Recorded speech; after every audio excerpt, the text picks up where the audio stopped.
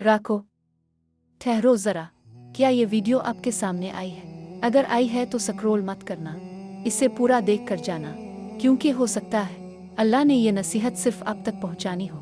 आज मैं आपको एक ऐसी बात बताऊंगी जो हमारे दिल बदल सकती है। हम दूसरों के बारे में क्या सोचते हैं? बुरा, हसद, कि फलां आगे कैसे निकल गया, फलां खुश कैसे है। लेकिन क्या हमने कभी सोचा कि हमारे ये ख्याल भी लिखे जा रहे हैं?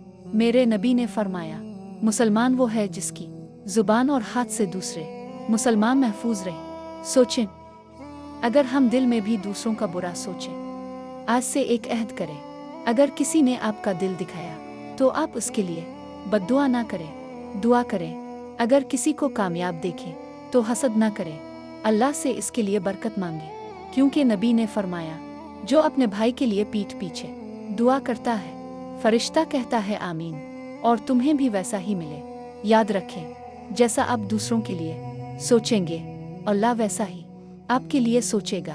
आप किसी का अच्छा सोचें, अल्लाह आपका अच्छा सोचेगा। इसलिए कभी भी किसी को बद्दुआ मत दो, कभी भी अपने दिल में किसी दूसरे के लिए नफरत मत रखो, कभी भी किसी का बुरा मत सोचो।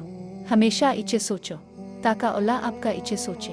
अगर ये बात दिल को लगी हो तो कमेंट में लिखी, अल्लाह मेरा दिल साफ कर दे, और इस वीडियो को इस दोस्त को भेजें जिसे आज इस नसीहत की ज़रूरत है। अल्लाह हम सब के दिलों को पाक करे, आमीन। अगर आप चाहते हैं कि ऐसी इच्छे वीडियो आपको हर रोज़ सुनने को मिले तो इस चैनल कलम की ताकत को सब्सक्राइब लाजमी करें।